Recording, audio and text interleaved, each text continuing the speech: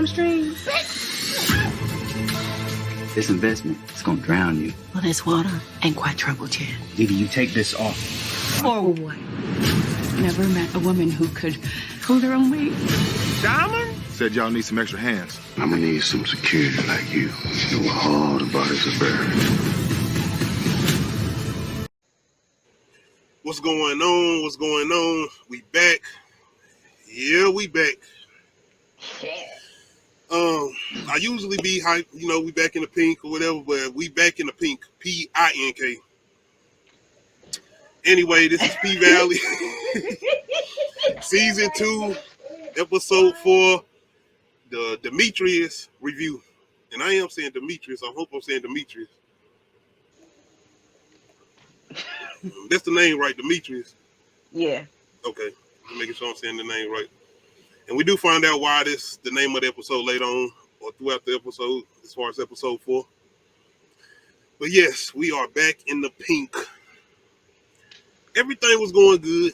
Everything was going good. We even started out somewhat good. We started out very good, actually. Like, straight up jumping right into it. We got my girl back. And what's her name? Lauren? You talking about the voice lady, right? Yes. Her name is Lauren. She was locked up on the first season with Mercedes and Mercedes' mama.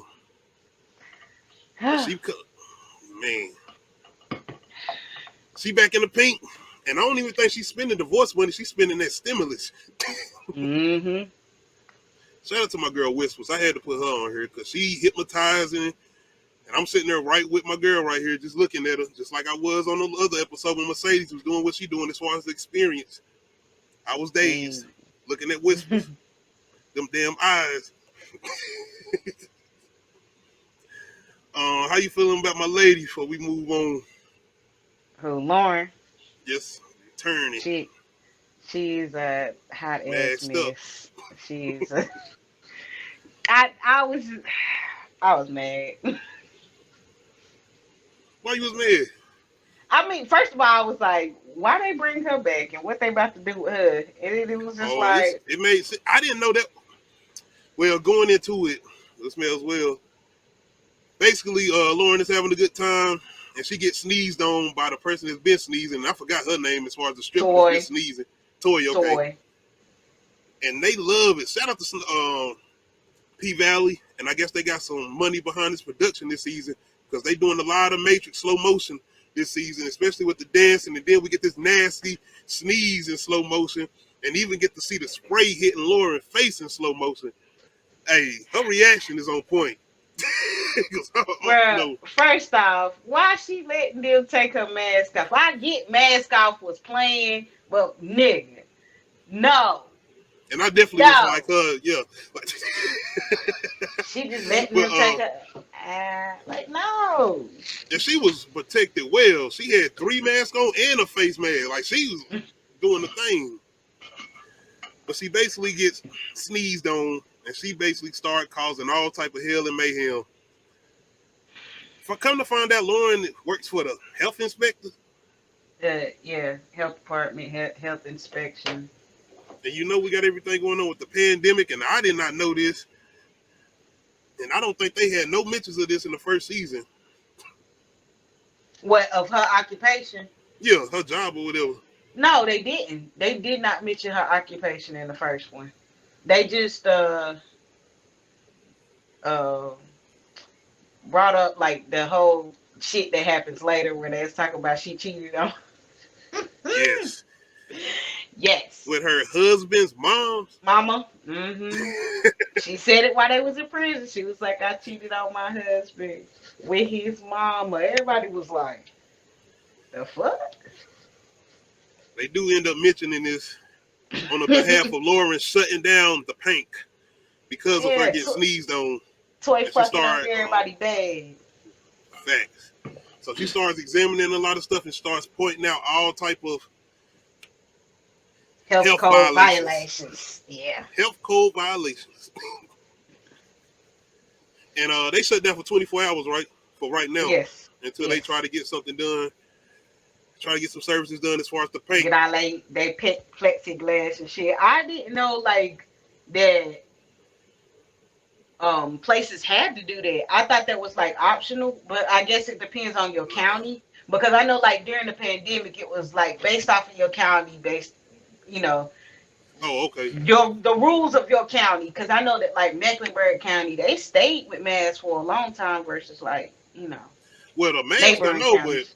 the way she was explaining it, like the type of stuff that they was gonna have to do or whatever, Yeah, I because didn't know they were going to. they're considered a restaurant, and Oh yeah, restaurants yeah, had yeah. had So to they follow. serving food and stuff. Yeah.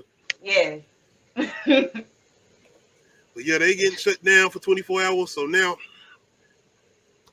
Haley, well, why I keep wanting to say this nigga name? I'm not gonna say it either because I don't want to get excluded from G Unit. But Uncle Clifford, because I be want to say the other uncle. But Uncle Clifford and Haley basically got to deal with this situation now, dealing with Lauren. Yep, gotta pay a fine and get the shit that shit like boy regulations.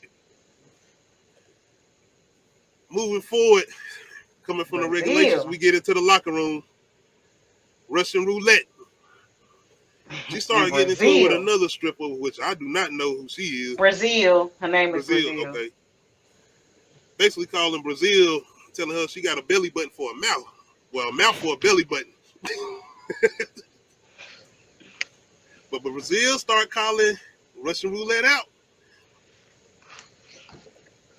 You know, Russian roulette got them side jobs or whatever. So word getting around, and you know how this goes, especially when you're working at a strip club. Come on now, I word is not mean, gonna stay under wraps too long.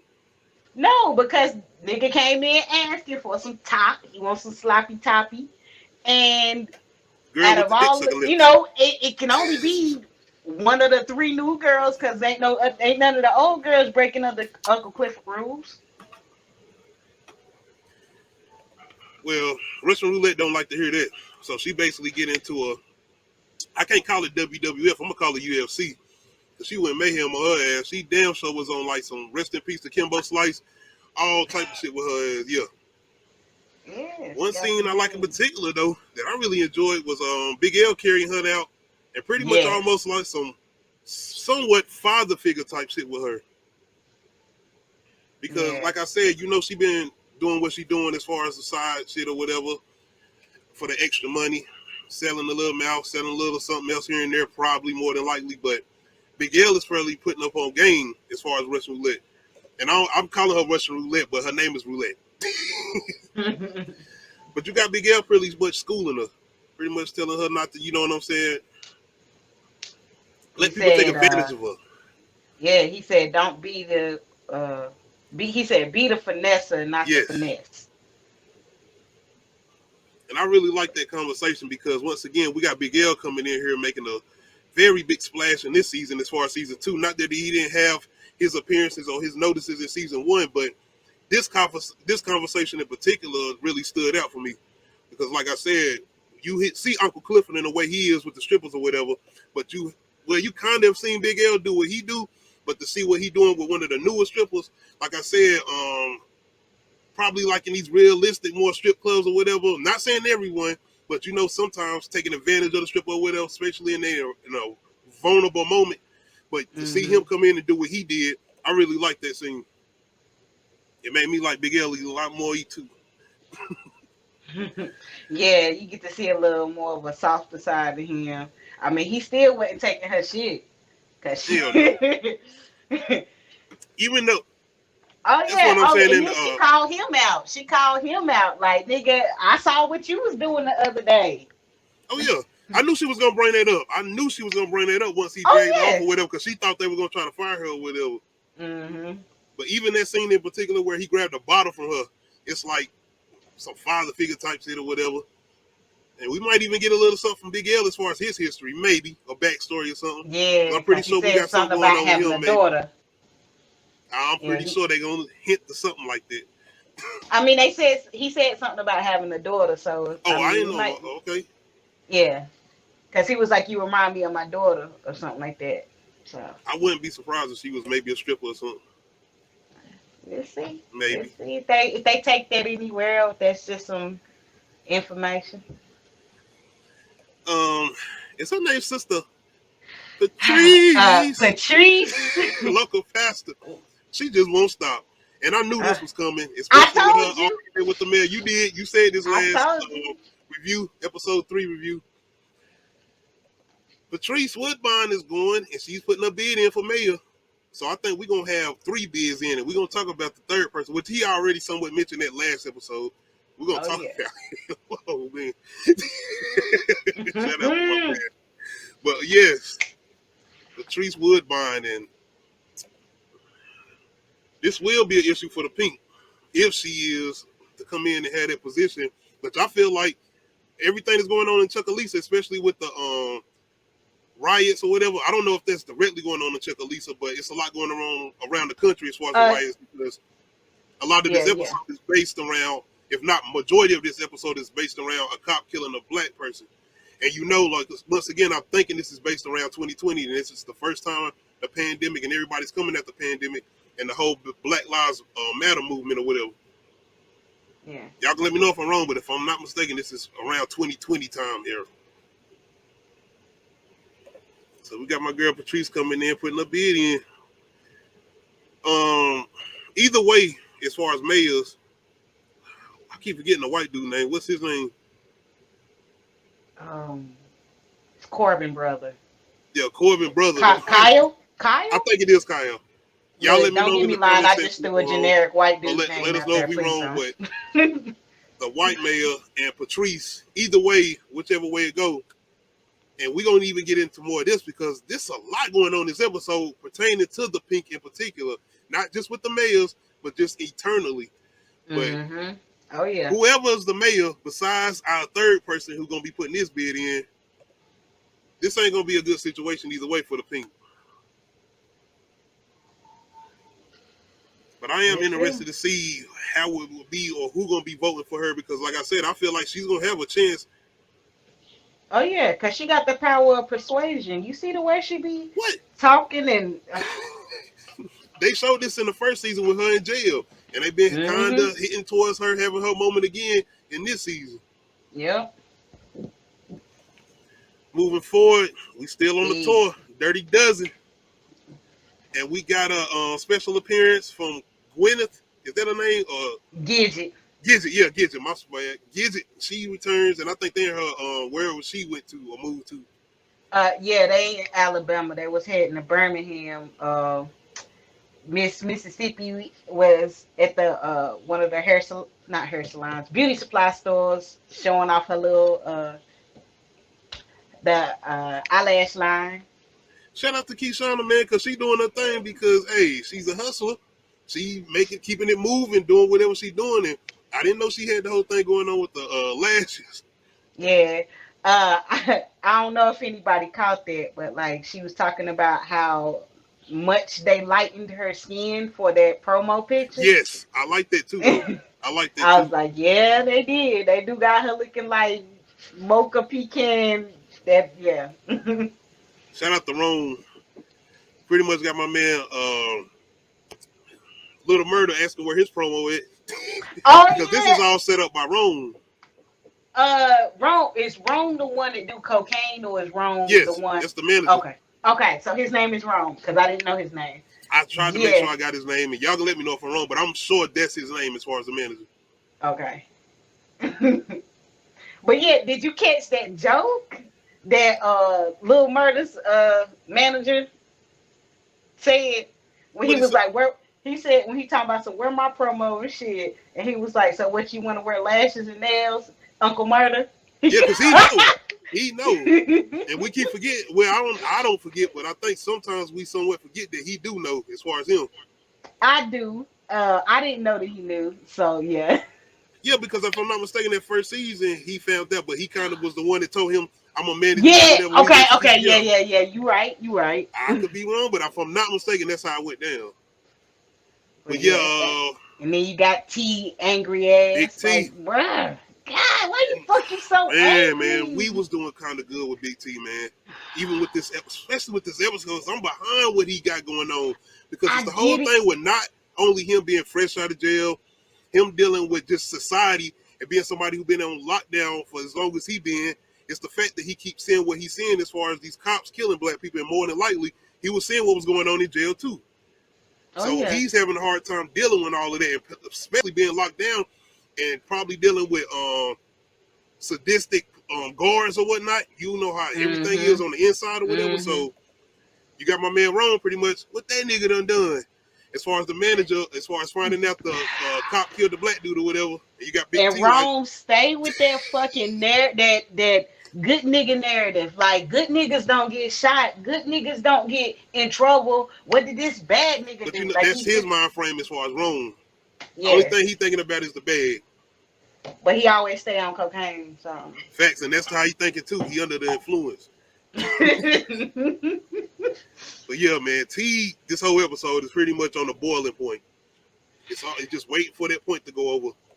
And you can kind of see how Kishana, as far as Mississippi, is getting even more and more uncomfortable throughout the episode. Yeah. And I'm very much paying attention to that, and I'm glad they showing it, because I was saying certain stuff to you about her, like not calling her certain thing, but just saying like, why you won't just leave in this and the third? Now I'm kind of seeing like, okay, I kind of get it. Yeah, because you got to remember, we've never seen Derek do what he does to her. We've always only seen the bruises and the aftermath of the shit. So we've never seen what actually goes down. And I've never personally been in the domestic violence like to that point. But like just the arguing and like you don't know what that other person is gonna do. You don't know what they're capable of doing. Watching this episode, I was like that because I've been around somebody who's like that. Or even had maybe certain people that I'm kin to that kind of had that temper tantrum. Well, not temper tantrum, but kind of had that mood like that, just unsettling. Yeah. And the fact that I was sitting there watching this, like, man, y'all got to chill. I'm like, Mrs. Man, y'all got to chill, bro. Like, yeah, like, you see how she was trying to keep everybody calm. I wasn't paying attention to nothing they was talking. And she's used to doing that because she gotta keep the peace at home. So she let me switch. Let me make them comfortable. You know, even though it's fucking up everybody else's vibe, let me make this one person comfortable. And like, I like that though. I did because it made me understand what y'all, what you were saying, because you were trying to explain it to me when I was like, why she want to just leave with the whole situation with Diamond? Looking at this and getting into later things that happen, I'm like, okay, I even stand it even more now, just watching certain scenes. Getting to my girl Haley. Everybody, man, they still dealing with this damn panic room is what I'm about to call it. Right. And I mean, they took this man's life and then chopped his body up. I mean, like, that's not some shit that's just gonna go away from your mind. You know what I mean? I don't know, man, because this nigga, he just keep popping up like Jimmy Bones. And I mean, he do. Oh my like Bones. I'm sitting like, but like, you got to remember, he also used to abuse her, so her connection with him is different. But it ain't just like, her either. Well, I know, because everybody else have their connection, but like, you got to think she lived with this man. She had sex with this man. She, you know, this man abused her. Right. So like, her connection is different versus like Mercedes don't know him, but she did pull the trigger. You know what I mean? So her haunting is different. So like, yeah. I think that's what it is too. I think because we was always talking about, man, I hope they don't go too deep into this supernatural or whatever. I think it's more of a haunting thing now. I'm thinking they and we as an audience is seeing what they are seeing. And we're not necessarily seeing ghosts. We just seeing what they imagining that they're seeing or whatever. Yes. Corbin. Been on his gangster demon time in this season. Popping up, showing up in tight shirts and rims on the goddamn car and stuff. Like, look at this. Look, just last season you was getting what, beat and spanked and shit. Like, and now, now showing up like you on goddamn, like you DJ from Hustle and Flow.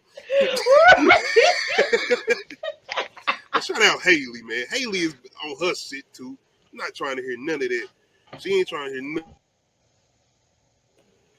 You pretty much have Corbin coming up, still trying to make his offers or whatever. Still trying to see what's up because he found out about the shutdown or whatever from Lauren. But Haley's still standing 10 toes down. You know what she got. And he pretty much showing a little bit of his weakness as far as still knowing what the value is as far as the pink. And is it the value as far as the building or the value as far as where they at? The land. Okay, thank you. The I just want to make sure. Land is always usually more valued than the actual building, unless you just have a nice building. But land is what matters. That's why people say go buy land, go invest in land, because that's where the fucking money is. It's the land. I'm sitting here. I remember they talk about certain things later on. I'm like, okay, but it's prime real estate. It has the riverfront, yes. And because even we're gonna get to it, but Big L even mentioned something about this. And I'm like, damn, okay, I get what they're saying now. I just wanted to make that clear. Well, you remember when in the first season where Murder and Uncle Clifford went down to the river, you know, where nobody could see them. They was out by the river. Yeah. Okay. But Corbin, trying to pretty much strong arm his way in, and Haley just not hearing it.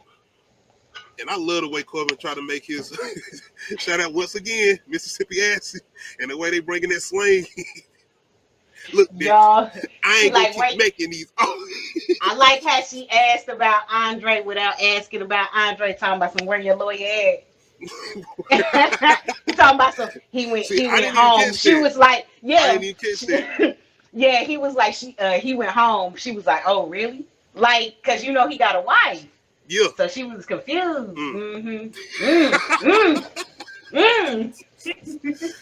Oh man. But shout out to Haley, man. She doing her thing this season, but we're gonna get to her. She got some more things going on. Master plan.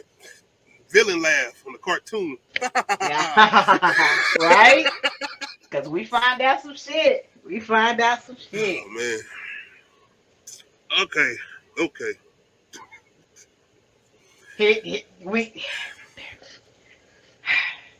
Yo, I'm sorry, Miss Jackson. No, let me tell you about this. So when he walked in and I heard her coughing, I was jokingly, I was like, yo, either she's gonna have COVID, like she's gonna be in the bed and have COVID and like damn near dying, or she giving that gok. I was like, that's all it is. And I was joking about that, but like when they got to the stairs, to the top of the stairs and in the bedroom, I was like, oh shit, she was coughing. My man came home early. She's up there coughing. Remember, we in the whole pandemic era and whatever. I'm looking at Andre like, oh no, don't tell me you're gonna run upstairs and she dying, or she passed out or some shit. Nigga. It's above and beyond our expectations. Andre walks up there and she's giving sloppy toppy. And I'm talking no hands. No hands. Hold them up. No hands. Andre walks up there, my man, whooping his ass naked. And once again, P-Valley seems to say, we are going to make sure you're going to get your viewing. I'm sitting there like, what the P-Valley was like, oh, Euphoria showing dicks. Oh, my man. I'm confused because I want to make sure it's called Pussy Valley and not Penis Valley. I'm getting the penis changed. They have just been showing mad schlongs. Just I don't know. Tired, man. It's my groove. Don't fuck with my groove, nigga. You understand what I'm telling you? I'm tired of you punks coming out with this bullshit. Tired, man. Because we can get them fighting and y'all can take the camera and zoom up to the body. Y'all don't have to do it. They ain't staying there that long. Chill out. It's the fact that I get what they're doing because it's like, it's a realistic moment. You come home and you catch your, and let's, nigga. Like, are you really about to hear him up this naked nigga though? Because I was like, he ain't, yes. When he went in, I was like, he not about to hear him up this, he gonna hear this nigga up. And we had a conversation at work. Like, what if it was the reverse and this naked nigga fuck you up and you come home? Like, no, don't get hemmed up by a naked nigga. But yeah, man, Andre's wife, fucking a coworker. She was ready.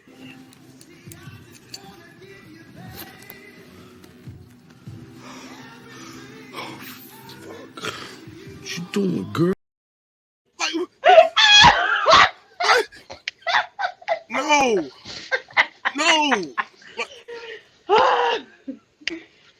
then, with all the chaos going on, everything going on, Andre, your husband, come home and catch you sucking dick. And I'm going to say this explicit, nigga. This is PVALLEY.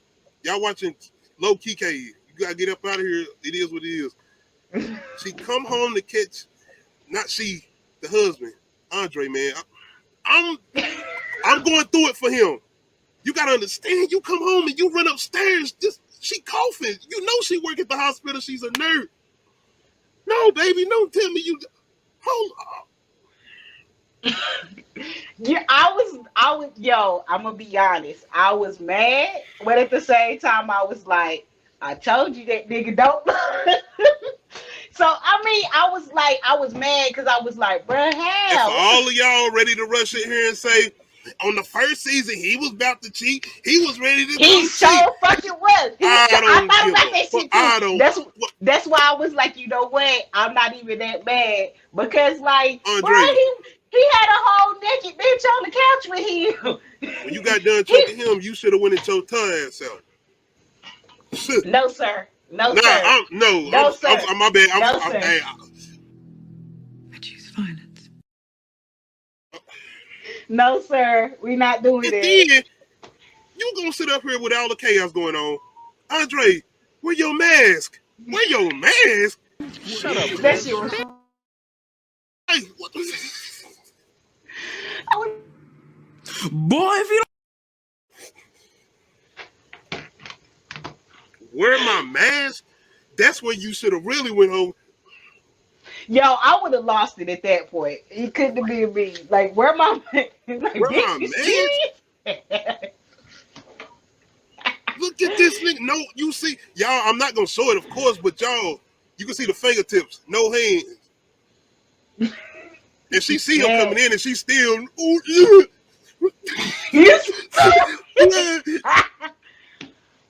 Andre.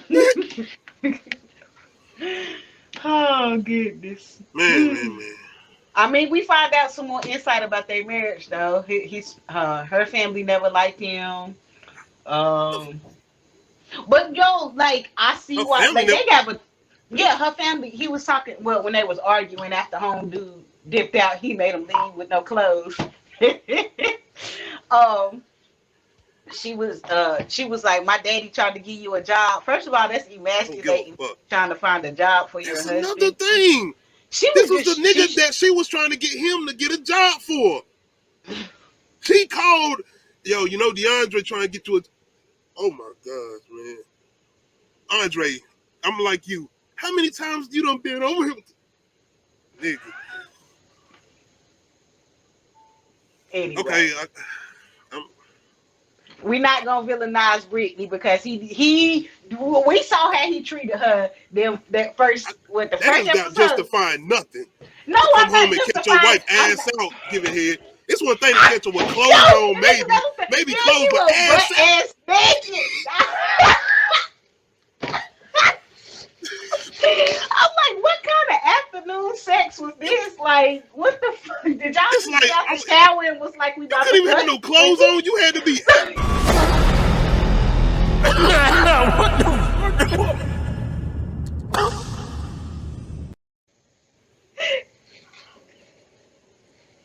All right, y'all, we're going to go on, man. Shout out to Andre, man.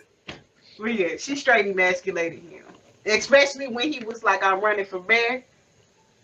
But she laughed in his face, and I was just like, "Yo, it's so like I feel him though." And when she laughed in his face, I was like, "See, that's why y'all married, Joe." You gave him all the motivation he needed. Look, exactly. All the motivation he needed. Go get your Haley. Go get your Haley. Running for Mayor Chuckalisa, and let me go get my light skinned. What? You just gave me all the pass in the world. It's all good. I was on her side just a little bit until she said, pull that shit. They go. I mean, they in Mississippi. They probably don't allow abortions now. You weren't asking where your mask is when you had this thing in your mouth? Okay. My bad, man. Let's go. So Andre announces that he's running for mayor. Chuckalisa, Mississippi. And he said why he looking like this. Nah, he don't say it why he looking. So yeah, man, we got way more with that. Damn. Shout out to not shout out to the kind of shout out to the mayor. I don't know. But we gonna get to that. Yeah, I'm like, damn. That was maybe he had something already set up for it. I don't know. We're gonna get to it. Shout out to Big L. I keep forgetting my white boy name. Do you got it? I don't know. I called him the White Knight because he always seems like he damn sure the White Knight in this episode. Yo, because he always show up like with some shit when they need it, and it's just like, yeah. I'm not trying to say white, that whole white savior complex. I'm not trying to say that. Yeah, but when I say the white boy, I'm not saying it like that either. Yeah. I'm just. Yeah, but he was the White Knight in this damn episode because he pulled up. Big L though is the real. Big L is the real hero. Because Big L was in connection to get the shit, but the white boy delivered it. Y'all let me know in the comment section when y'all check this out. The Big L still in this episode. He had a couple scenes in this episode. He had like 3, honestly. Yeah. The one with Roulette, the one with this one, and the one with Diamond. Yeah. But he basically makes some calls. Uncle Clifford, Wakanda, basically got some people coming in, making some moves. And we got some other things to talk about with Uncle Clifford. Where did they find these random Africans at? Like, I don't know. I was just like, what? I don't know. Like, it's some cultural shit that I feel like they put in here that just happens in Mississippi that we and I love the way they doing the language and they talking that talk too. Yeah. They even sound like they enjoying themselves. But before we get to Uncle Clifford, Diamond finally making his appearance back at the Pink anyway. This is his first time coming back to the Pink to help out pretty much because, Lauren pretty much told them they got 24 hours to get some shit done as far as the violations that they got going on in the Pink. So they trying to get all this done, and this is where Big L made the move with the White Knight. Diamond, he's still paranoid. He's still a little paranoid. He still ain't feeling what's going on as far as the Pink, and we're going to get to that. But before we get to that,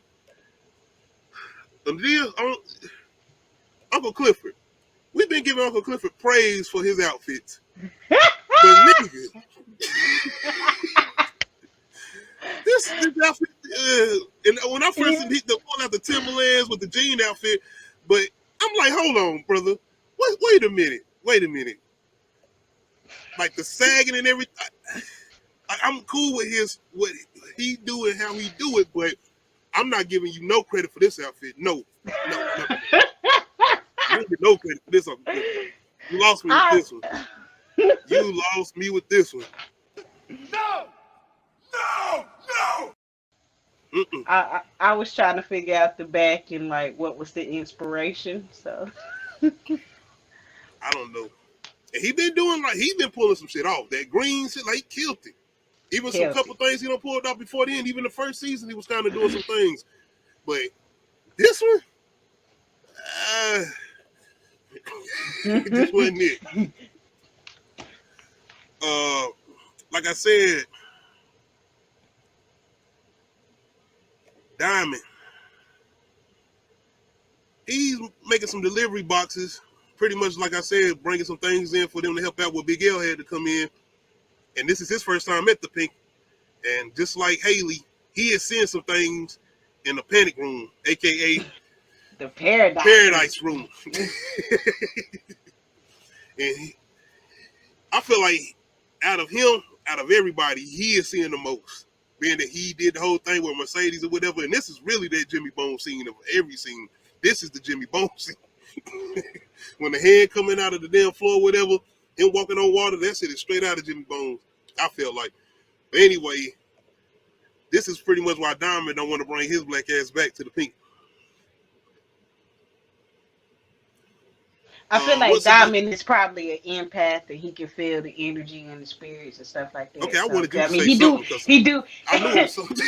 He do root. So like you gotta have some connection with the spirit world. And I mean, like a lot of shit went down. They took a life in this room. Like that shit just does not go away. Especially if you had something to do with it directly. You know what I mean? Even though he wasn't there when it happened, he had to help clean up.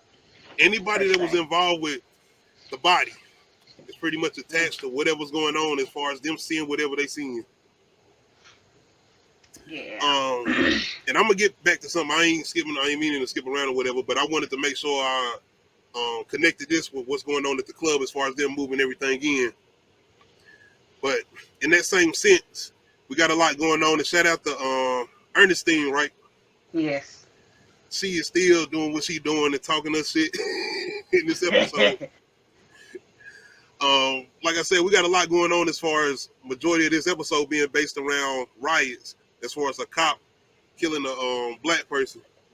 What's up, Yeah, now they got curfews. Yo. That's where we got our mayor coming in, Chuckalisa, making an announcement as far as curfews. And they're going to pretty much, Uncle Clifford makes the idea of them spending the night at the Pink.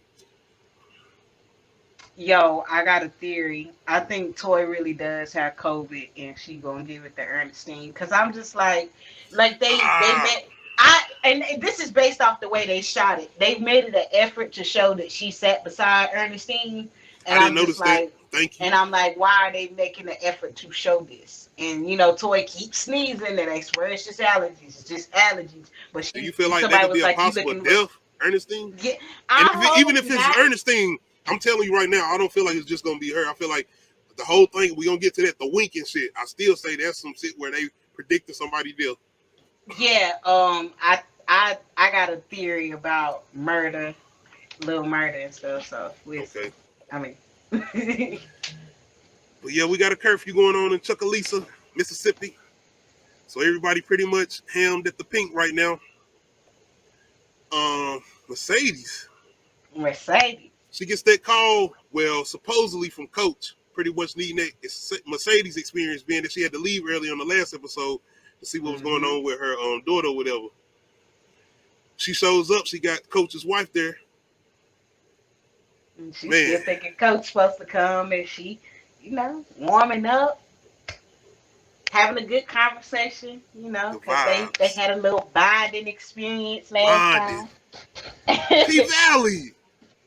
See, and you see, and this is where I'm about to get in.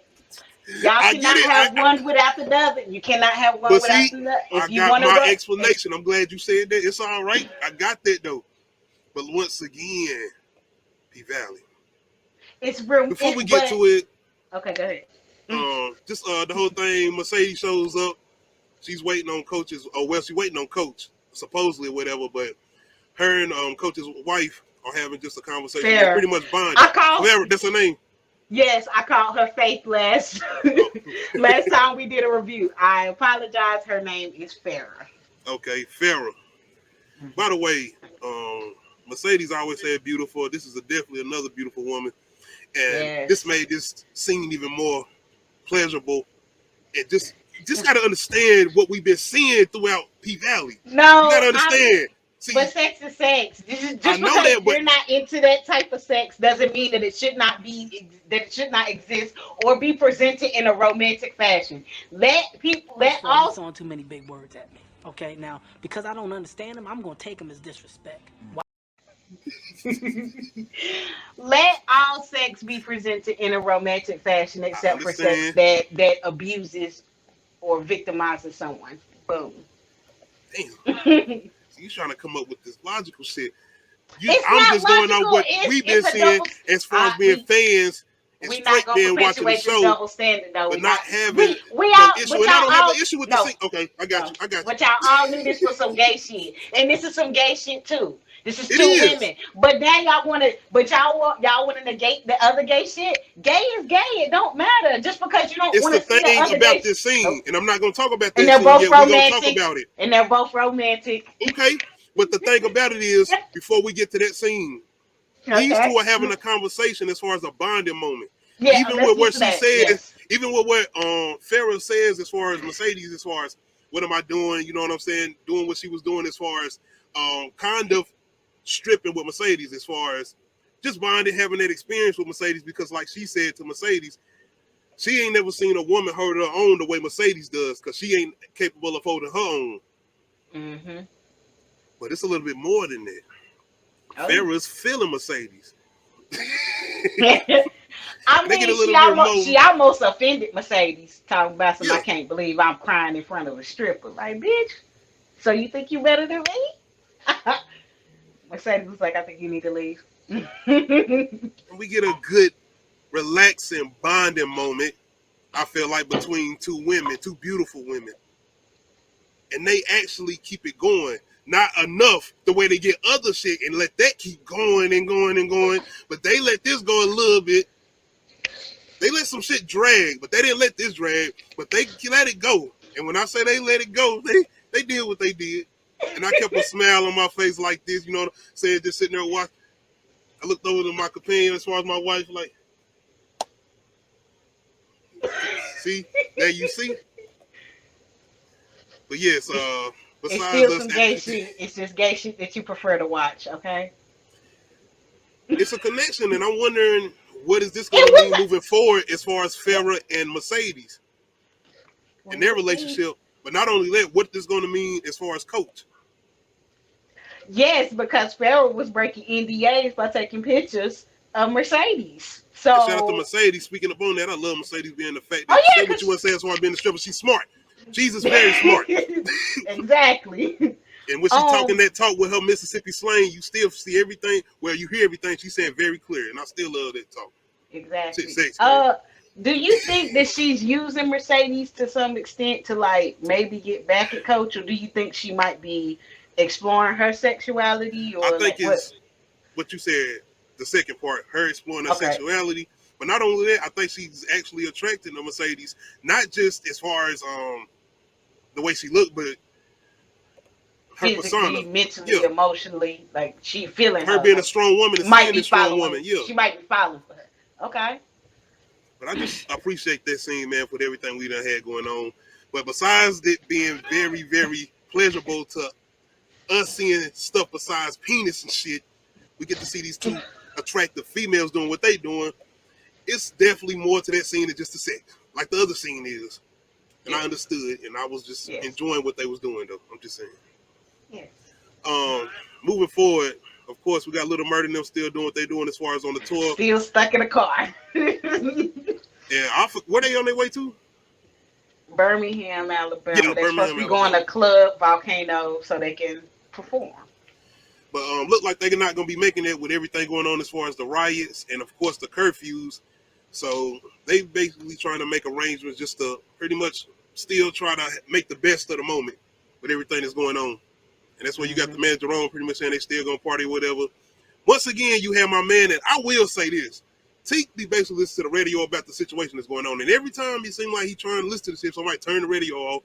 They do be annoying this nigga like they can't hear him. Like... Cause don't nobody want like at some point during the pandemic, wasn't you just like fuck this shit? Don't nobody want to hear this shit? And I once again he was locked up. Yes, okay, I get it, and it was just, but to me it was just like at some point I was just like I can't do this shit no more, and it wasn't even, you know. I'm not gonna say I understand Rome's perspective as far as the manager, but I still get somewhat what he's saying as far as we ain't gonna let this shit hold us down. We're gonna keep it moving as far as I get that. But with everything going on as far as Big T, I get him too as far as like I've been locked up, seeing what I've seen behind prison and coming out and keep seeing this shit that's going on and hearing about it, but then actually seeing it now, you get where he coming from. And everybody else just seems like they in this daze or they in this fairyland and not even paying attention to everything that's going on. That's where he bills still gotta be paid. They gotta make money. Like I get it, and that was my thing. It's just like, bruh, man, life has to go on. I mean, this is sad, but I can't be sad for every goddamn thing every time something happens. I was tired of shit happening because I don't want to be sad no more. Fuck this. Remember too, this is like that. Well, not the first time stuff was going on, but this is kind of that 2020 once again when a lot of shit was just repeating and starting to go on. Death after death after death after riot after riot. It's just curfews now because of the riots and bruh. This shit, like I just remember how emotionally drained I was, like because it was. I was just seeing it every time on the TV. Something coming across again, somebody dying or something that happened as far as police brutality or something like that. The riots, it was chaos constantly as far as seeing what we were seeing as far as our people. Yeah. and it's hard But to watch and listen to. But DJ Never Scared was on the radio. that's what I'm about to mention. And we're going to get that appearance. And I feel like when we get DJ Never Scared show up again, that's when we're going to get that Megan Thee Stallion appearance. I definitely feel like that's still going to happen. I hope she have a scene because, you know, she got the Megan. Oh, she going to have that scene. She's coming. And I feel like that's going to be that new murder night like last season as far as the season finale. That's when she's going to come up. But something big going to happen between that time. Besides everything that's going on, and once again, shout out to DJ Never Scared doing what he doing. AKA Divine.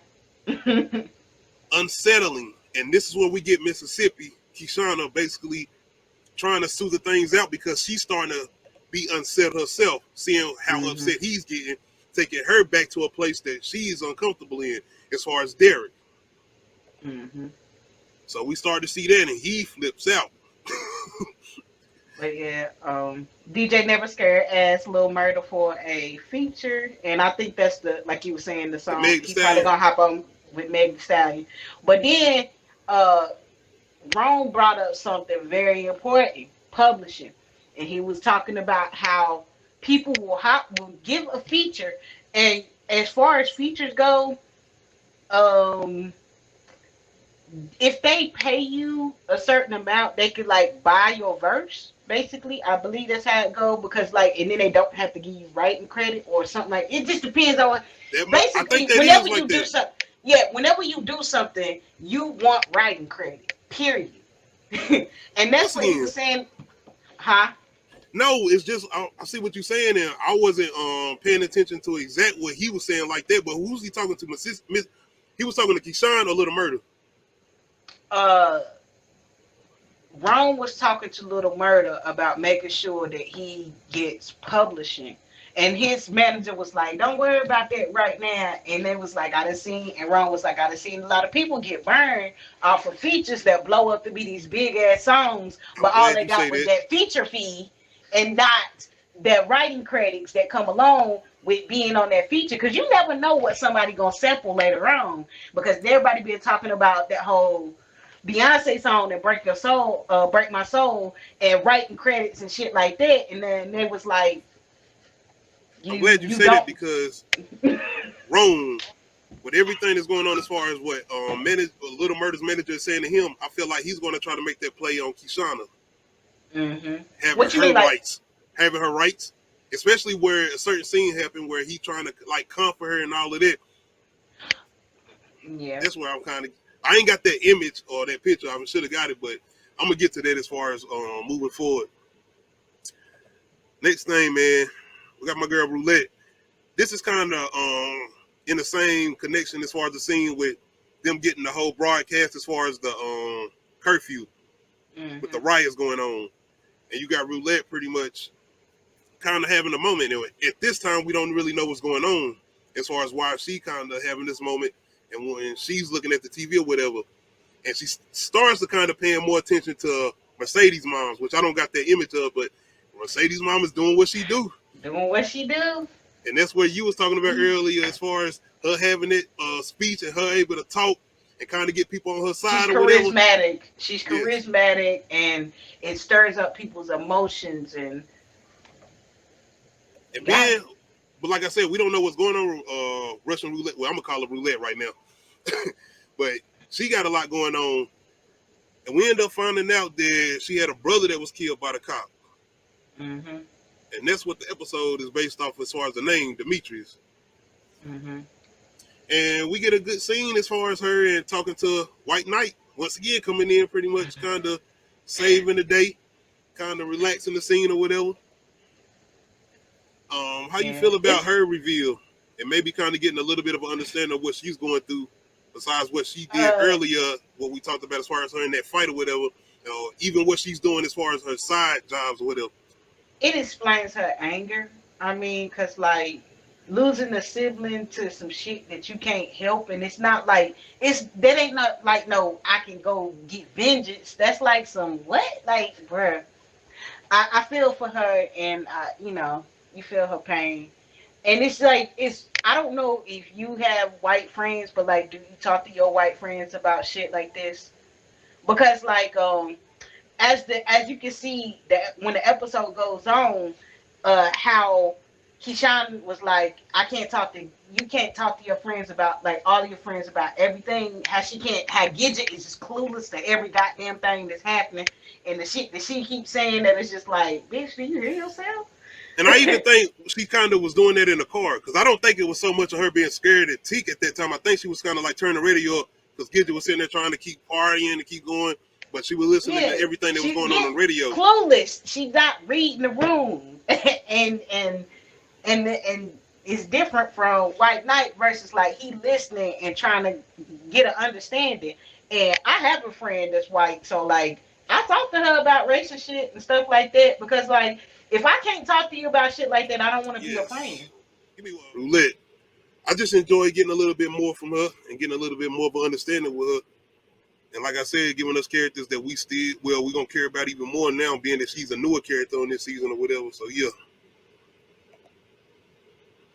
And once again, I got to get my man named the White Knight. We got to get his name, because he's coming in making a little bit of a bigger splash this season.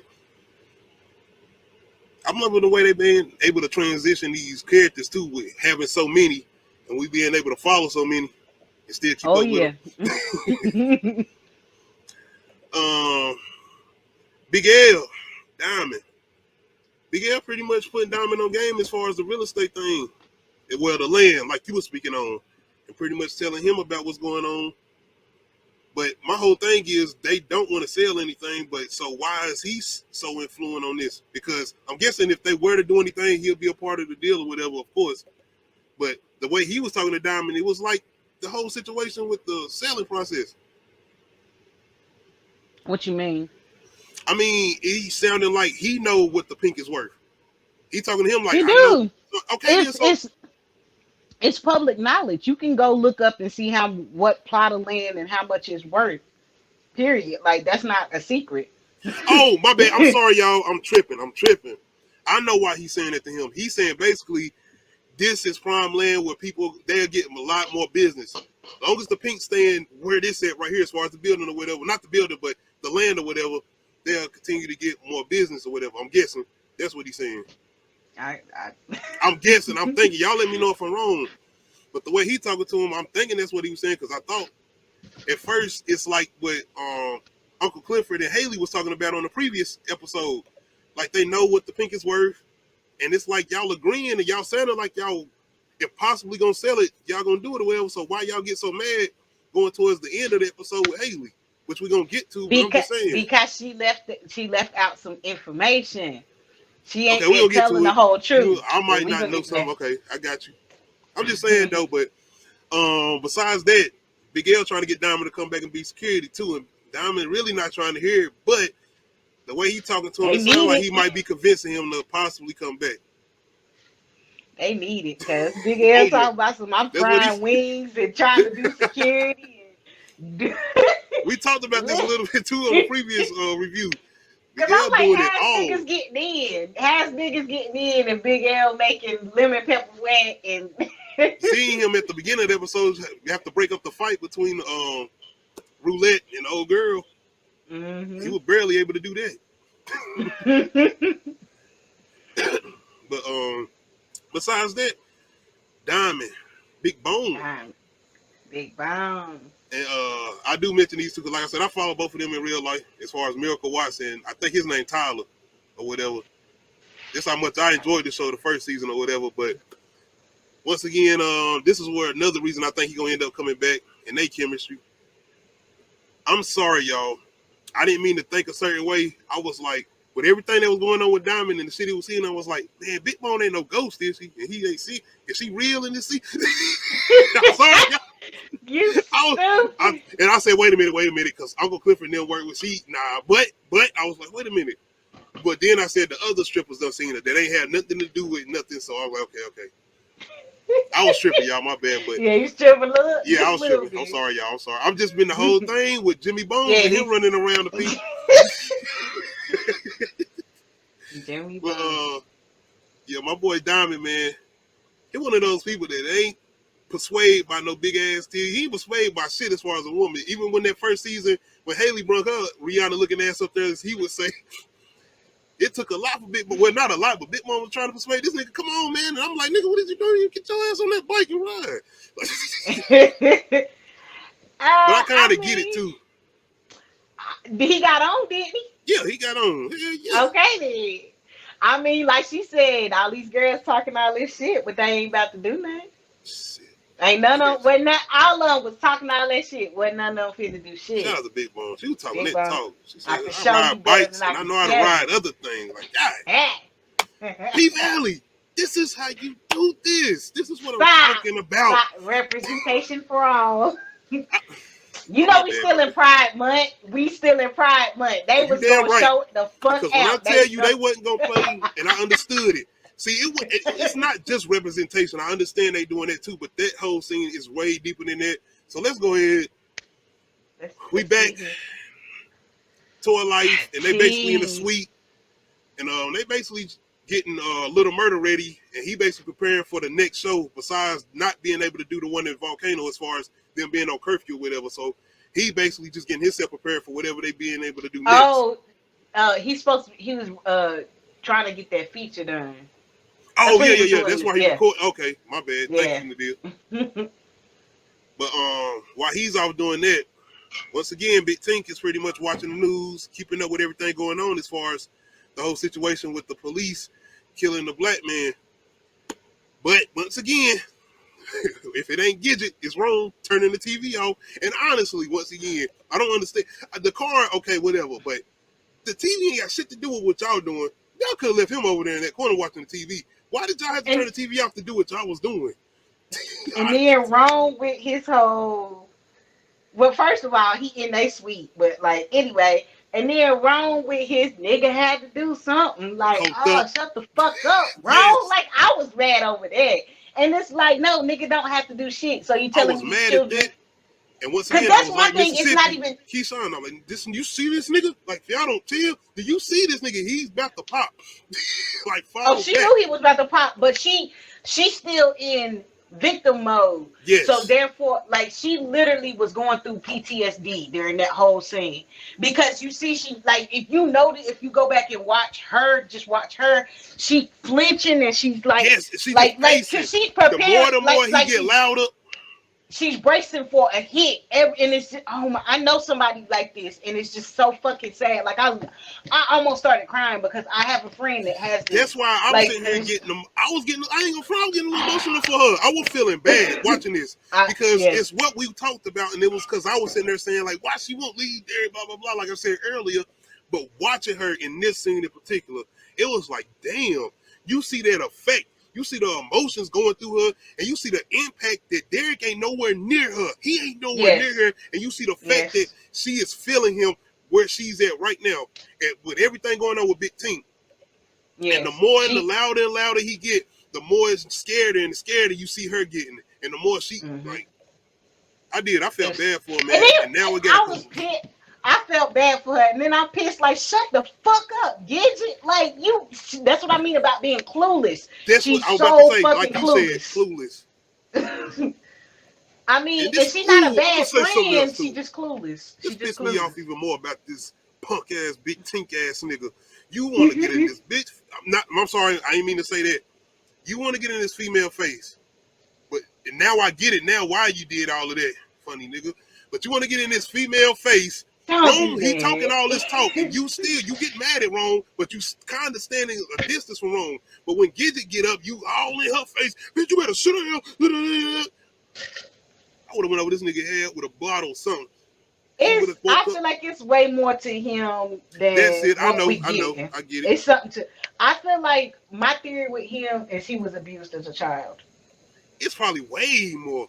And once again, the fact that you what you said, but you gotta think prison. Yes. Once again, it's the prison. Prison does not reform people; it just makes better criminals. And I was just joking with what I was saying as far as I understood why. I get it. I get the joke, but like I'm because I know. No, I'm just saying I'm not talking to you. I'm just saying as far as people who are watching this whatever. Yes, they're gonna be like, you gotta understand why he's doing. I get what he's doing. I understand it. I've been saying this earlier. Damn, we can't joke anymore.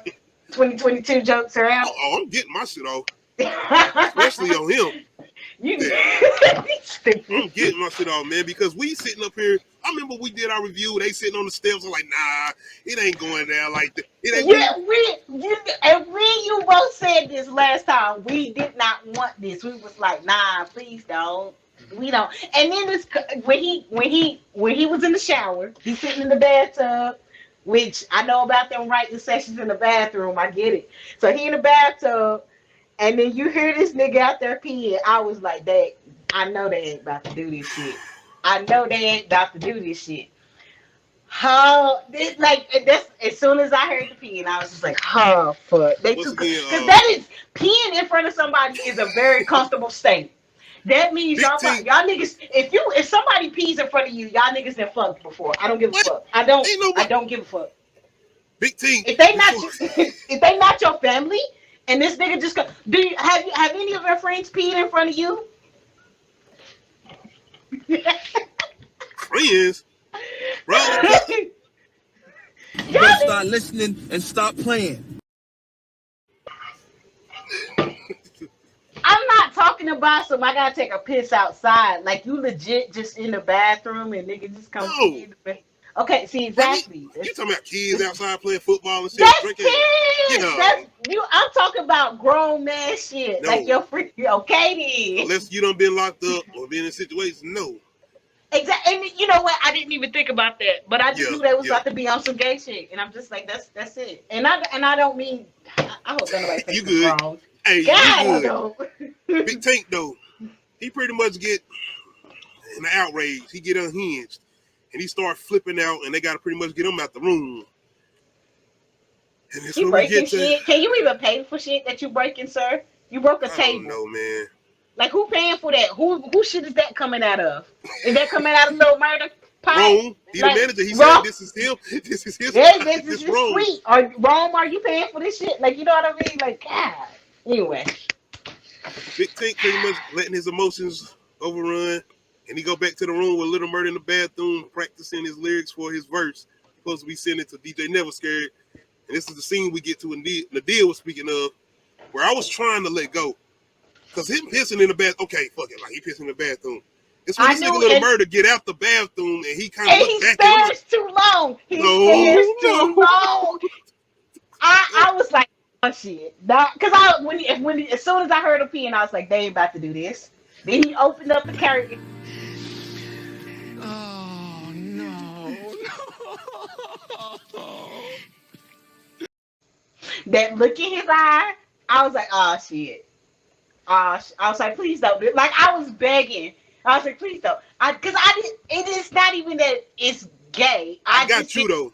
Because you was talking about something. You went up here going all in about my girls. I'm not. No, I'm not going in. I'm talking about the way because enjoying this scene and the fact that okay, y'all like this scene or whatever. But what about? Not saying we post. Of course, we're not supposed to like that scene, but not being hypocritical about the scenes because both of them are gay scenes, like you said. Yes. It's the fact that Mercedes and Farrah, they are having more of a bonding emotional, not emotional, but more of a sexual tensions type of scene to me. It's nothing serious, what I'm saying. They ain't having no serious conversation.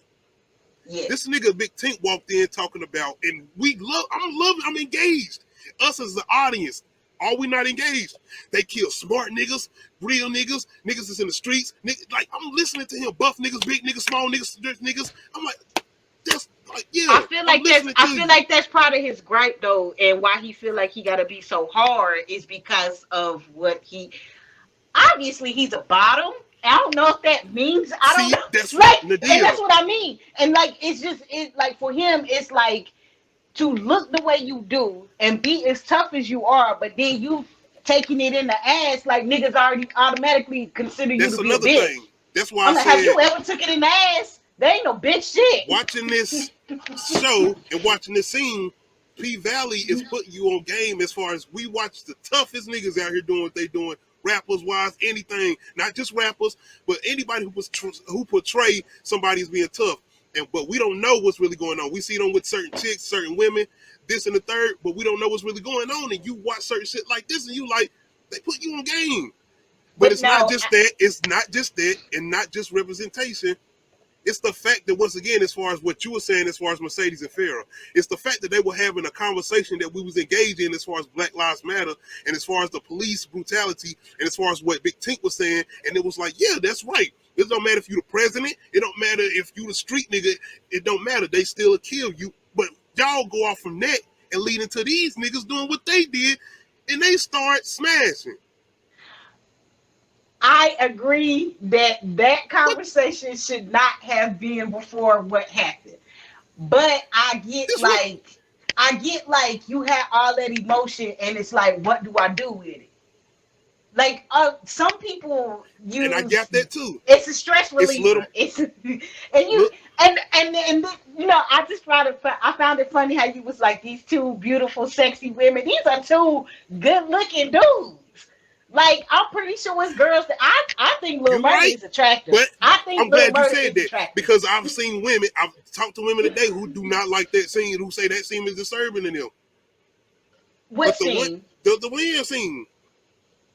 I feel like it's disturbing because of the setup. It's disturbing because of the conversation beforehand. You gonna talk about Black Lives Matter and then go directly into try to make this romantic.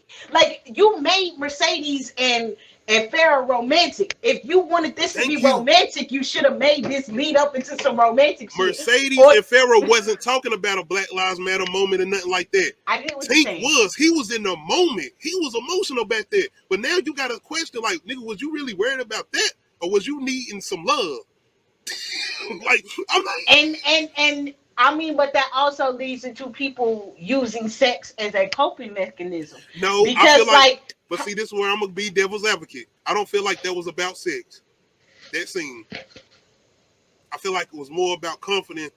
As far as Little Murder looking at him, like, okay, I see this nigga, but I see Little Murder looking at him like, this nigga really going through it. This is my man, but we didn't know this between them two. But now we know, and he basically comforted him. He got his emotions to calm down. Yeah. Bro, come on now, dog. Come on, man. P-Valley knew what they was doing. It's like, we gonna give y'all this good two women scene or whatever, and it's like, okay, this is what we getting. This is all we gonna get. But then they gonna come in like,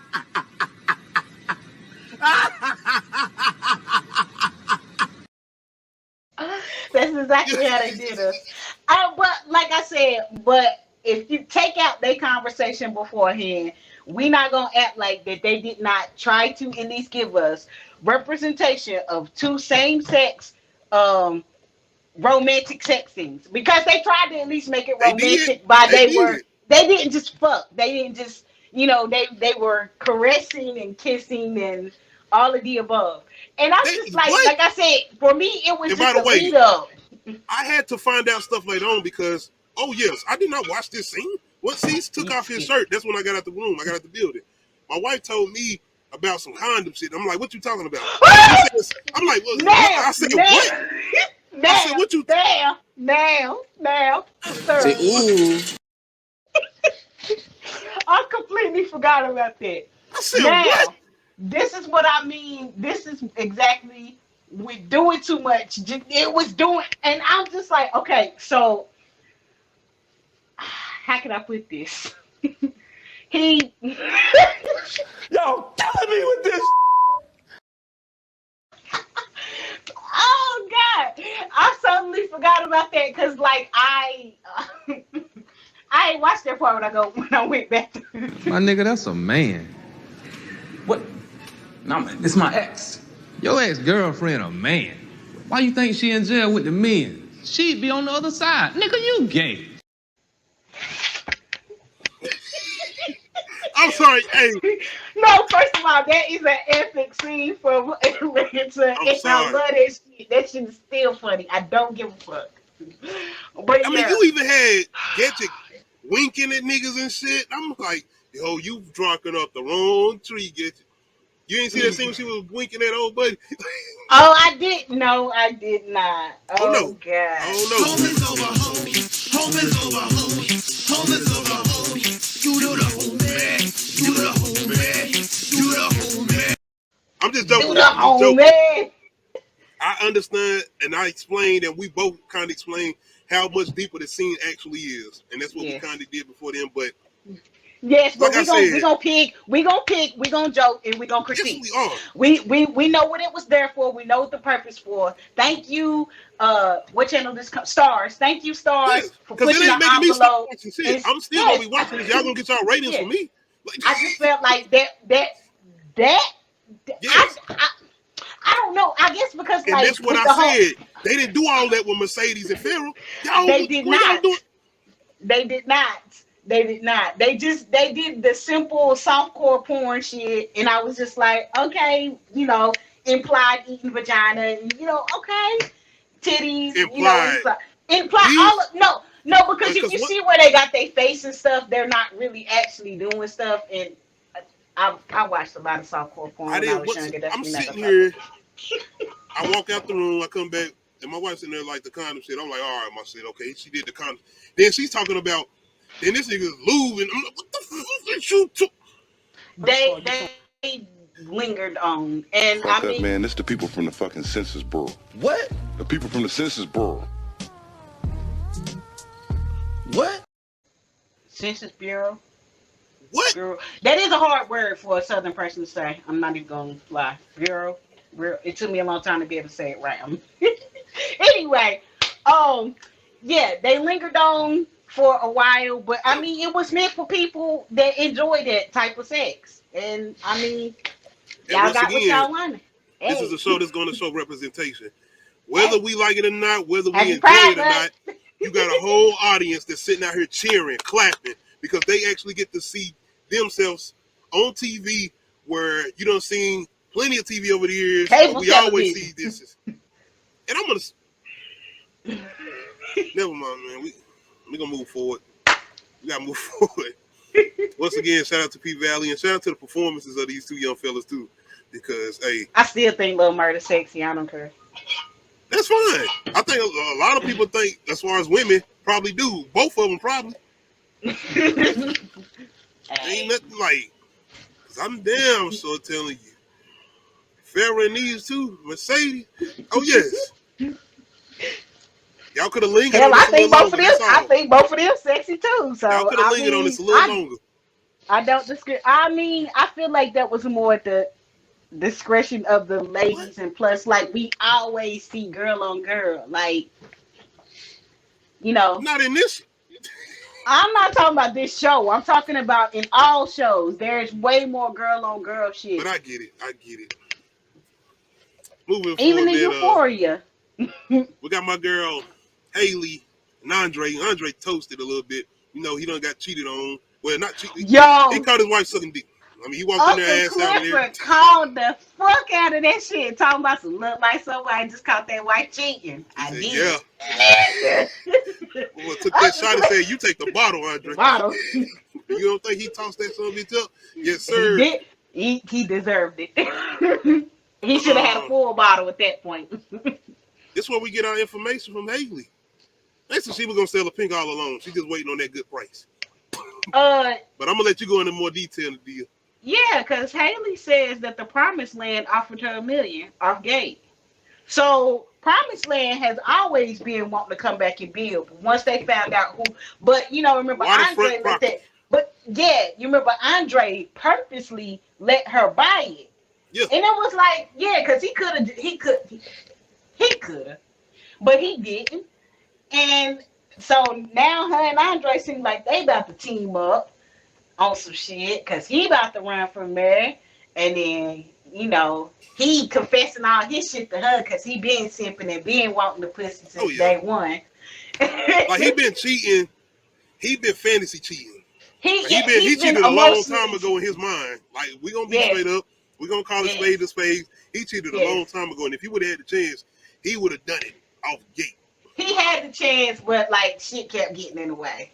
So, yes. I don't care what y'all say though. We still don't know what his wife had going up her sleeve. She could have been smashing or sucking old buddy off way before then too. True that, because they were co-workers. I mean, ain't no. You know how comfortable, relaxed you gotta be to be sucking a nigga off naked. Yes, I do.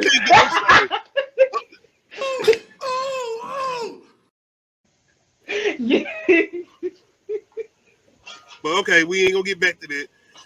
She pretty much doing what she's doing as far as explaining everything to Andre, and Uncle Clifford pretty much catch winds of this. And this where she makes the text or call to Mercedes. And I guess once again, Farrah put that thing on Mercedes because Mercedes was asleep in the room. She had to wake up and find this. Oh yeah. Mercedes was on the pink posse, the pink posse text group. So she had got the text, but her and Farrah had exhausted each other, and Farrah also left for the money too. Farrah left for them stacks. And Farrah said, "Till next time." So we're gonna get more scenes, y'all. Don't worry about it. We're gonna get more scenes. I mean, we'll see where this leads. Because I mean, Mercedes might not be that into it, but I mean, she seemed like it was. Yeah, I mean, it's a job. Even if she ain't into it, Farrah. I like you, and I want you. Now we can do this the easy way, or we can do it the hard way. Oh my God. Farrah had that look in her eyes, man. But they basically get confronted by Uncle Clifford, Mercedes, and everybody else, including Big L, pretty much letting them know what Haley had up her sleeve. And this pretty much puts a light also on just how much alone Haley actually is. Yeah, because she's sleeping at the Pink. She ain't got no friends except for Andre. Well, yeah, she's not alone no more. Yeah, Andre there now. That's it. She might even have she might be ready to talk to Corbin now too. I mean, gotta see how they're gonna work out. But she got Promised Land offering her some shit, and then Corbin offering her some shit. So we see. Yeah. That's what she wanted, though. She wanted that competition. Being the simp that Andre is, and especially once he actually get into the lightness of the temple, and what I mean by that, actually getting to smash Haley, will he be more persuaded to not mess with Corbin and be like, whatever you want, Master Haley. Anything you want, Master Haley. Because this is Haley's game right now. I don't care what y'all say. I don't care nobody feel. Andre could get cheated on. He still is under the persuasion of Haley. He ain't in control of nothing. And if they try to flip that, maybe they will. I don't know. It'll be a surprise to me. Mm-hmm. But I feel like right now, Haley is definitely on the outs. But Uncle Clifford and them still got to deal with her, being that she's the owner, and they still got to deal with Lauren. They didn't meet all the expectations. Well, not the expectation, but all the health code violations. Mm-hmm. And they are still shut down. So that means they actually got to pay that fine too. Yes. And being there, so where they get their money? Where they get their money? Hold on, they been open, so they should be bringing in some bread now. Really? Shit. Well, yeah. I mean, I don't know. But yeah, I'm very curious and trying to see where they're gonna be doing moving forward in the next episode as far as dealing with Lauren. And the fact that Lauren, she don't even want this to happen. She said, hurry up and get this shit straight so I can come in here and spend my stimmy. Exactly. She's trying to see some more A&T. Man, this woman said. But besides that, of course, Little Murder. And Little Tank now. He ain't Big Tank no more, Little Tank now. Little Murder pretty much wakes up after he done put... Little Murder wakes up after... I don't know shit about fuck. They wake up the morning after. Yeah, on that damn Kelly Price. It's morning. And Little Tank pretty much sees the postcard that Little Murder been sending Uncle Clifford. And once he see this postcard, you know, I didn't know, Big Tank pretty much got questions for Little Murder. Who the fuck is Uncle Clifford? Well, not Uncle Clifford, but who the fuck is Cliff? You ain't send me no postcards. I'm just, man, like, it ain't enough that we done got the scene or whatever, and I'm just messing with y'all, but still. Once again, it's showing you the depth of their relationship as far as Little Murder and Big Tink. Well, Little Tink now. But it's showing you the depths of their relationship. And of course, Little Murder had a lot more going on with Little Tink than he had going on with Clifford, being that he didn't meet Clifford. So whatever situation he had going on after I'm pretty sure he got out of prison and started working on his music or whatever. So now we got a love triangle. Little Murder, Little Tink, and Uncle Clifford. Yeah, because Uncle Clifford finally gave Murder that text back that he been waiting for like 5 months. Yeah, because Uncle Clifford pretty much kind of not kind of, he's been thinking about Little Murder as far as Uncle Clifford. Hell yeah, and now with because the he was riots telling his going friends about him and showing them the pictures and lusting after him, talking about I need some dick and shit. Like, nigga. See, anyway. Yeah, continue. You had to say. I had to say all that. Okay, you good. I was just messing with you. But yeah, Uncle Clifford pretty much sent Little Murder a text, just letting them, trying to see if he's safe or whatever with all the riots going on or whatever. And now you got Little Murder pretty much going through what he's going through, and you see the glaze in the background of Little Tink looking at Little Murder. And once again, I love this tough ass scene because you got Little Tink working out, holding his red flag. Nigga, put that shit down. Put that down. It's over. Ain't no more toughness. Ain't no more gangsterism. That's done. Why you can't be gangster and take a dick in the ass? It is what it is, man. Okay. I was just playing, but yeah. It's the fact that I'm like, why you holding on to that flag now so tight? Because he's dead. He like, I get it. You ain't come visit me. You ain't write me no letters. You ain't write no songs about me. And why y'all playing Temptations in the background while this scene going on? Papa was a rolling star. Papa, man, y'all not that. David Ruffin and Otis went no. But anyway, I was playing, like I said, once again, jokes, but you understand the emotion behind this scene because Tink been locked up.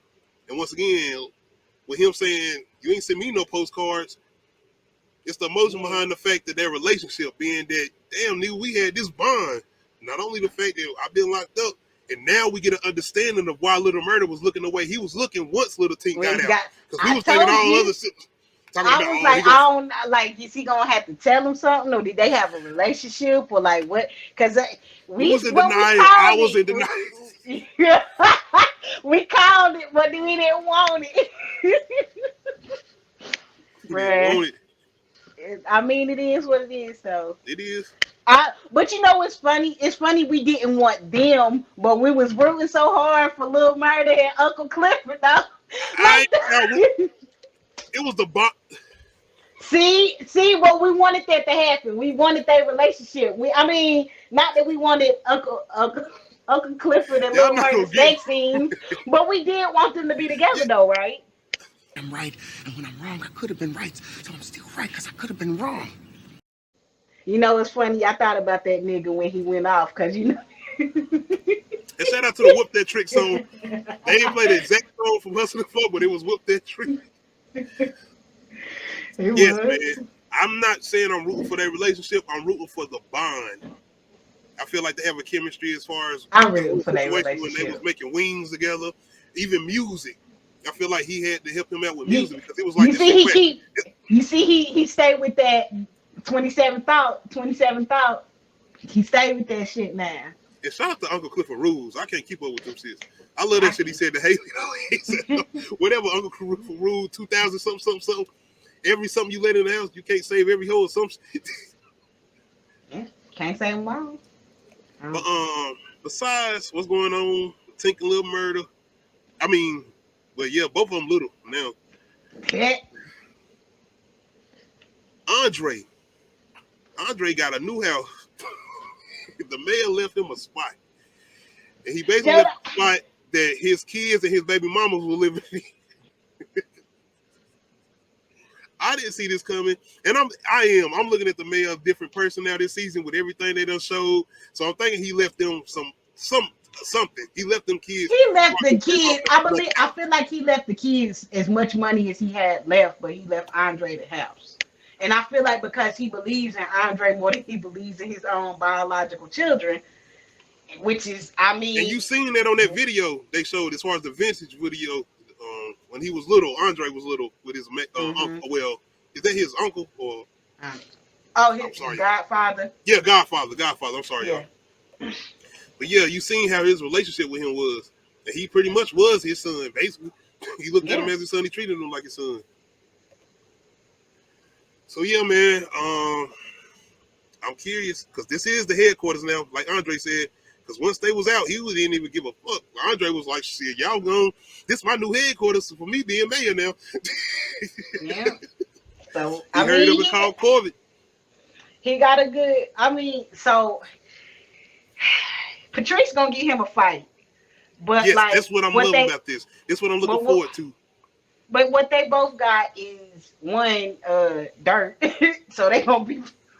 They gotta find all the dirt. Like they gonna be doing. I feel like it's gonna be a lot of mudslinging of like who did this and who and you for this backgrounds and everything. Yep. Yep. Then they got to deal with the main mayor, of course. He not about to let. He ain't about to let that position go easily. And then you got to look at like how many people are they actually going to how many black people are in Chucalissa? How many black people are actually registered to vote? Are they going to be able to sway this vote? Will PVALLEY play on that, or will they make reference to that, or try to do something with that being in the storyline? Which I won't mind. I like that because they've been doing everything and making it make sense so far. We ain't been lost. We ain't been confused. Anything. Everything they done brung in made sense. We didn't get a lot of standout dancing, even though they started this episode off with some good stripper dancing. Yeah, we still ain't got no good Mississippi dance. I'm ready to see Miss Mississippi. I think she holding out. She might get one in, but she ain't working at the Pink and stuff. She doing what she doing on tour. I know, but still, even on tour, we ain't had no good show. We had a montage. I want to see. We might. Do we get that next episode? Because it seems like next episode is going to be a Mississippi episode if you've seen the previews. Nah, I ain't see the previews. I usually don't. I don't know if I like that either, because they only showed Mississippi. They didn't show nobody else. I hope it ain't just a centric-based Mississippi episode. Well, this episode, we got Uncle Clifford, but we didn't get Uncle Clifford. We got Uncle Clifford pushing the story along. We didn't get, like, an Uncle Clifford storyline. Everybody else, the show is a little bit more bigger than Uncle Clifford now. Definitely now. I know, but still. He the person, though. This is the person we come into the show to watch with us. Yeah. I mean, he the one that drew us in. Oh, I mean, the rest of them not on the show. It's definitely not the show no more. Yeah, they not killing Uncle Clifford. That's why I was like, I don't feel like somebody gonna make it, but like I don't know. I think it's gonna be more than one. It's definitely gonna be more than one, but because they got way too many characters, and we're gonna see who gonna get the bigger roles next season. Because I feel like they definitely gonna have another season unless like some weird FCC bullshit. Y'all not gonna do us like this. There's too much going on. They gonna make that announcement soon. Season 3 announced. If they ain't already have, we could be wrong, but I don't think they have. I mean, because people might go watch it just to want to see the. I'm gonna stop calling it gay shit, but I ain't saying it. The same way you say to watch, it's the same way that people could be turned off by it, and you can lose viewers. Not saying they gonna do that, but I'm just saying. But I feel like this show has been based so much on representation that you already had shit like that last season, so you should know what you're coming into watching this. Oh, you knew they was gonna turn. First of all, that first episode, we knew they was turning it up. Second episode, it was like, oh, then it kept going up a notch, more and more. And they did it this episode. So think about this is episode 4. What's next? And I don't even know. Y'all better not. But think about how wild shit was during quarantine. Think about how much pussy and ass we just started seeing on the internet in the middle of quarantine. Like everybody ran to OnlyFans. So I mean, they not wrong for what they doing.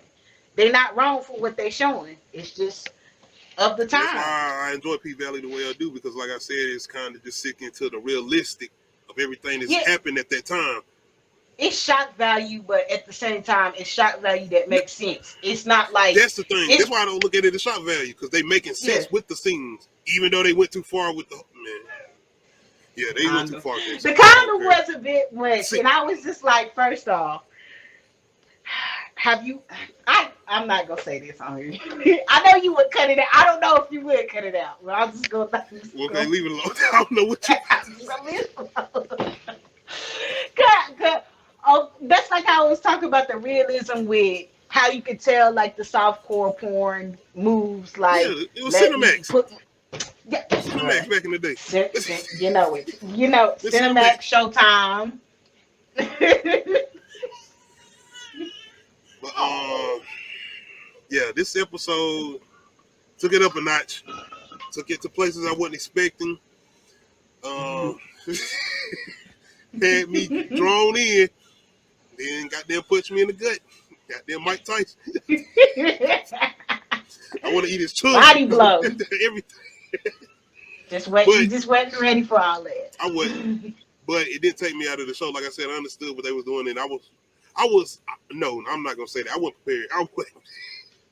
I wasn't prepared for shit they did last season. So no, I wasn't prepared for this.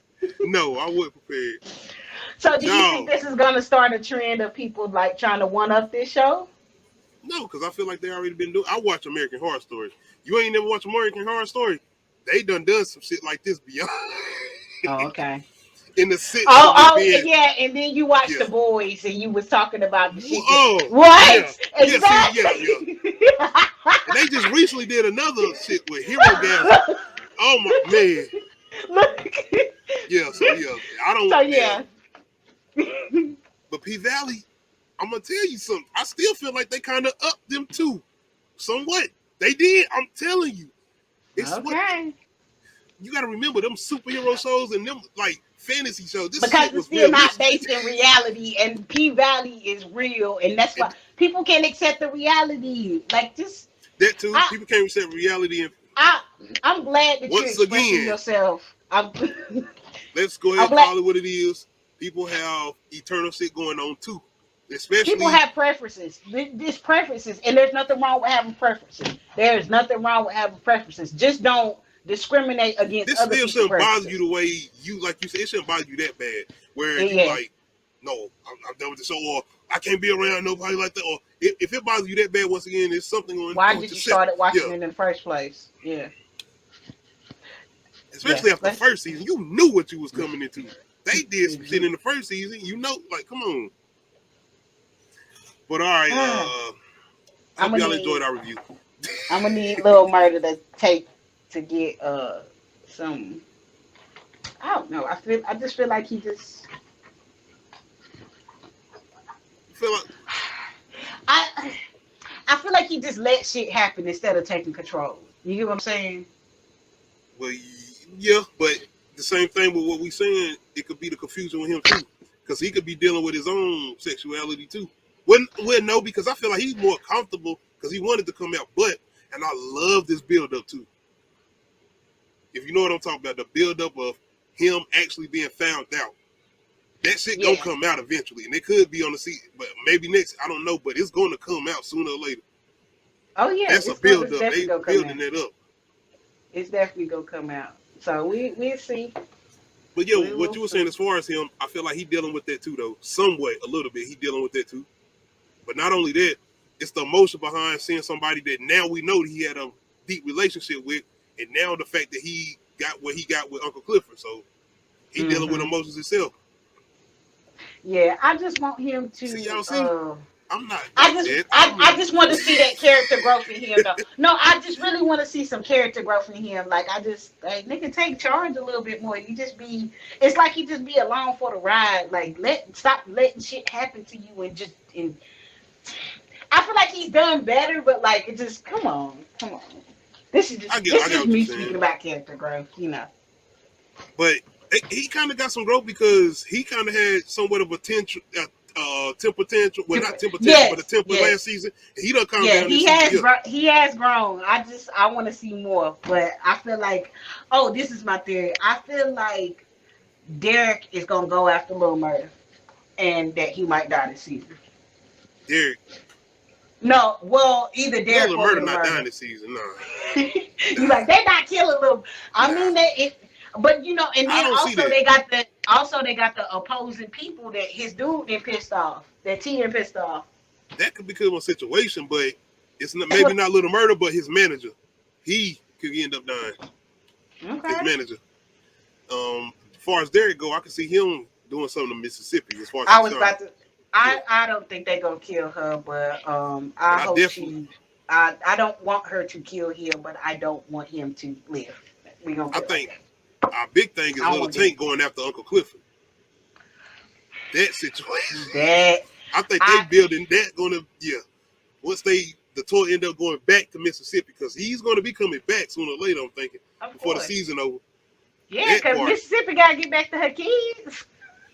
So what's going to be with Uncle Clifford and Tink in their confrontation or their? We'll see. Y'all, man, y'all done pulled this shit to the next level with this. But we still care about we still care about the characters. I'm about to say we still care about them. And that's what the thing is too, bringing in characters like Big Tink and Roulette. We got these new characters that we able to care about now. Yeah. I care about Whispers too. I care about her eyes and what she dances. I would rather see more Whisper than Gidget because Gidget got on my nerves. Hey, she stole. She done stole that position she had as far as Whispers. Yes. I was like, Gidget, go somewhere, man. Gidget, I don't feel like she ain't getting on no stage no time soon. I don't know. We're not gonna see Gidget on no stage. Nah. I did like seeing her return though. I like seeing her come back a little bit. I'm glad she returned, but I'm just like, all right, that was enough. Yeah. It's not her, it's just her character. I just once again, before we get off here, I do, like I said, I want to say one more thing as far as Rome and Kishana. I spoke on this a little bit earlier. I don't got the image, but after the situation happened with Tank going off the way he did and Keyshawn being the way she was as far as being afraid, once again, you've seen Rome come in. And I feel like Rome kind of been informative with certain situations, but I feel like he is coming in to try to take advantage of Kishana because he knows she's the main draw. That's why he's not really paying that much mind to Little Murder. She the bread and butter. And she's vulnerable right now because of everything she got going on. So I feel like he's definitely going to try to come in and take advantage of that. And I don't know how that situation is going to play out between him, her, and possibly Derek, or maybe Diamond coming back in the picture a little bit. Nah, Diamond is all over Big Mom. I know, but it's going to be, once again, everybody's going to come back in the picture. Yeah, everybody. Are we going to get Big Bone and Kishana? Yeah. Are we going to get all of it? See, that's what I don't think Kishana, I don't think she cares that much about Diamond. I mean, she cares about Diamond, but I don't think she cares about him being with her to the point that she about to fight over him.